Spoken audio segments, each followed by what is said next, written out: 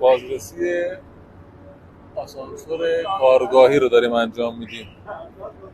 اگه نگاه کنید الان یه سری تجهیزات رو سر خود آسانسور هستش و باید تمام قسمت ها کنترل بشن و چک بشن. یکی از موارد مهمی که باید چک کنیم در واقع این دندونه هایی هستش که حالا داره آسانسور حرکت میکنه و در واقع این رو چرخنده رو این حرکت میکنه و میبره بالا. این خیلی مهمه که دونه دونه چک کنیم ببینیم که آیا اینا لبهاش خوردگی داره، تیز شده، از بین رفته یا نه.